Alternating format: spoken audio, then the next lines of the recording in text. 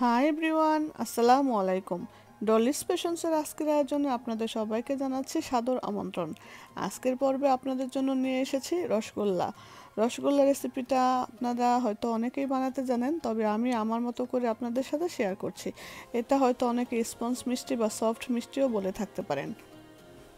আর এই রসগোল্লাটা বানানোর জন্য আমাদের প্রয়োজন হয়েছে ছানা, 1 চামচ ঘি, 1 চামচ ময়দা, 1 চামচ চিনি। আমি এখানে ছানার রেসিপিটা আপনাদের সাথে শেয়ার করি নাই। এই ছানার রেসিপি যদি আপনারা কেউ পেতে চান তাহলে ছানার বরফি আমার আরেকটা রেসিপি আছে, সেই ছানার বরফি রেসিপিটা দেখে আসতে পারেন। সেখানে আমি ছানা তৈরির ডিটেলসভাবে দেখিয়ে দিয়েছি যে কিভাবে ছানা তৈরি করতে হয়। আর আরও যদি ডিটেলসে আপনারা দেখতে চান তাহলে আমি পরবর্তী ভিডিওতে আলাদা করে একটা ছানা রেসিপি শেয়ার করব। তো এবার চলে আসা যাক মূল রেসিপিতে, মানে ছানা তৈরির মূল রেসিপি এখন আপনাদের সাথে শেয়ার করব। এখানে 1 চামচ চিনি, 1 চামচ ময়দা এবং 1 চামচ ঘি আছে।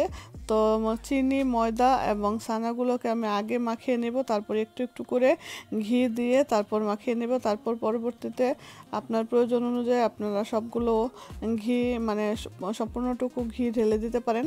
আর এইভাবে হাতের সাহায্যে আপনারা ভালো করে মথে নিতে হবে ছানাটাকে, নাহলে কিন্তু পারফেক্টভাবে রসগোল্লা তৈরি করা যাবে না। আমি এইভাবে আপনাদের সাথে যেভাবে দেখালাম ঠিক এইভাবে ছানাটাকে ভালো করে মাখিয়ে নিতে হবে।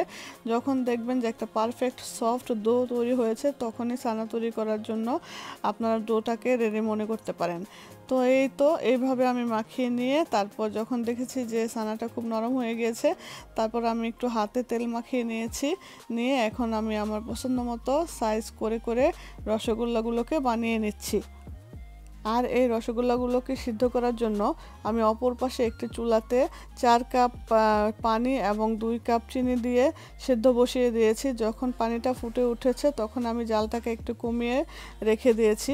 আর এই পর্যায়ে যখন আমার ছানাগুলো দিয়ে রসগোল্লা বানানো হয়ে যাবে তখন আমি সবগুলো রসগোল্লা একসাথে হাঁড়ির মধ্যে ছেড়ে দিব, মানে ডুবিয়ে দিব। যখন দেখব এখানে সবগুলো ছানা আমি দিয়ে দিচ্ছি, দিয়ে তারপর হাঁড়ির মুখ বন্ধ করে দিয়ে চুলার জালটা মিডিয়াম আঁচে করে দিব। এইভাবে মিডিয়াম আঁচে আপনারা 5 থেকে 7 মিনিট কিংবা 10 মিনিটও রান্না করতে পারেন। 10 মিনিট রান্না করার পরে যখন দেখবেন যে রসগোল্লার সাইজটা খুব, মানে দ্বিগুণ বা ট্রিপল হয়ে এসেছে, তখন আপনারা চাইলে চুলাটা বন্ধ করে দিয়ে হাঁড়িটার মুখ বন্ধ করে রাখতে পারেন। তো এইভাবে আমি আমার সফট বা স্পঞ্জ মিষ্টি বা রসগোল্লা বানিয়েছি। আপনারা যদি আমার রেসিপিটা ফলো করেন তাহলে ঠিক এই রকমভাবে সফট মিষ্টি আপনারা সহজেই বানিয়ে ফেলতে পারবেন। এটা আসলে এখন আমি চোখ বন্ধ করে বানিয়ে ফেলতে পারি। এটা সম্পূর্ণ নিজের একটা হাতের ট্রিক্স, যে কিভাবে বানাতে হয় আর একটা আন্দাজ। তো এই আন্দাজ আর ট্রিক্স দিয়েই আপনারা সফট এবং স্পঞ্জ মিষ্টি ঘরে তৈরি করে খেতে পারেন। খুবই সাশ্রয়ী এবং হেলদি একটা রেসিপি। তো আশা করি আপনাদের কাছে ভালো লেগেছে। আর যদি ভালো লেগে থাকে তাহলে অবশ্যই একটা লাইক এবং কমেন্ট করতে ভুলবেন না।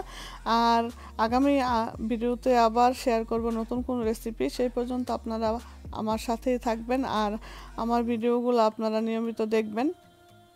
ভিউয়ার্স, আপনারা হয়তো লক্ষ্য করলে দেখতে পারবেন যে রসগোল্লাগুলা কত সফট আর ইয়ামি হয়েছে দেখতে, আর কত সুন্দর রসগুলা টুপটুপ করে পড়ছে, আবার শিরায় ডোবানোর সাথে সাথে আগের আকার ধারণ করছে। তো এইভাবে আমার রেসিপিটা ফলো করে আপনারা স্পঞ্জ মিষ্টি সহজেই ঘরে বসে বানিয়ে ফেলতে পারবেন।